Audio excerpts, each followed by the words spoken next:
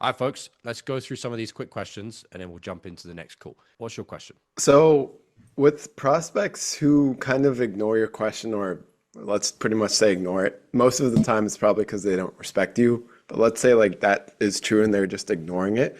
Would you kind of file it away like, oh, they're pointing me to this hole. I'll kind of go there, explore it with them, and then come back here later? Okay, No, you this wouldn't. this is what I mean about you are the orchestrator.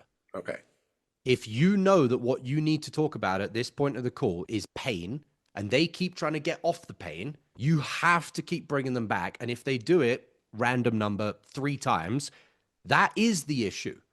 Okay, so you said you've got cancer. I'm trying to understand how, if at all, and if so, to what level, this is affecting you. But every time I ask you a question about your pain with cancer or your symptoms or the experience, you keep talking to me about treatments. Now, I'm curious, why is it that instead of talking about the issues that you're having, you keep wanting to take the conversation to talking about treatments? And I'll ask her or him.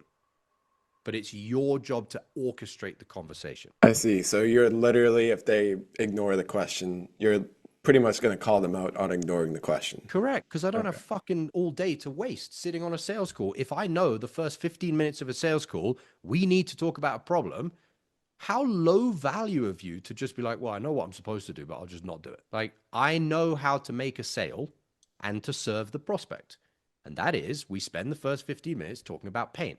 You're either going to do it, Mr. or Mrs. Prospect, or I'm going to unsell you and get off the call and go and make a cup of tea and do something else.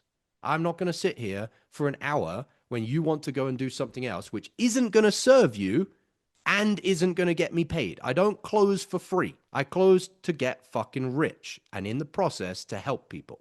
If you don't want to do that, that's totally fine. Go and do whatever you want to do in your life, but I'm not going to play that game. And this is where it comes down to identity. Frame control comes from your identity. This is how I run my game. You're either playing or I'm not playing with you. I'll go play with someone else. But this is what I'm doing. When my calls start for the day to when my calls finish, we're running my process. And you'll get tested on this, by the way, just going off on a little rabbit hole here. You'll get tested by this the most to see how solid your identity is, or what we trained on in Carbo, a line in the sand.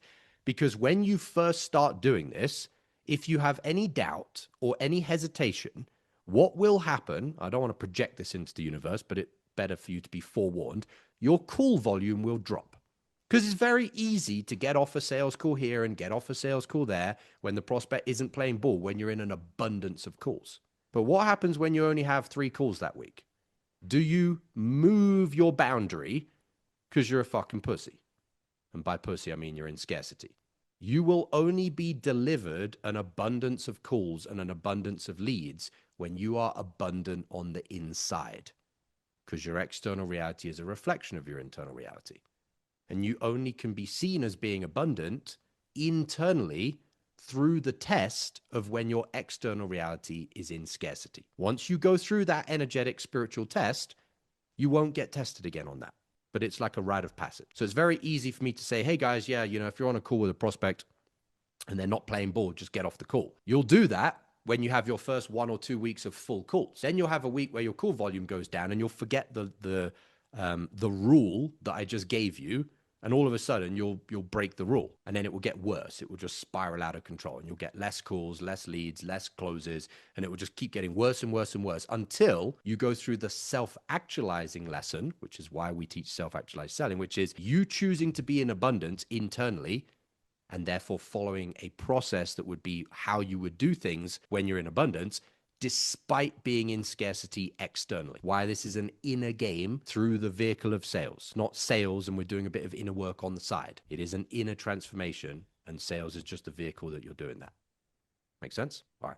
How many deals have you already lost this week that you could have closed but didn't because you were out of state? I'm not a fan of sales hacks, but if there was one thing you could do before your next sales call to raise your closing percentage, it's using my patented pre-call checklist. Imagine taking just 60 seconds to read 5 to 7 personalized bullet points on a piece of paper, and as unbelievable as it may sound, puts you into the optimal state to access your highest sales skills on every call. That's the pre-call checklist.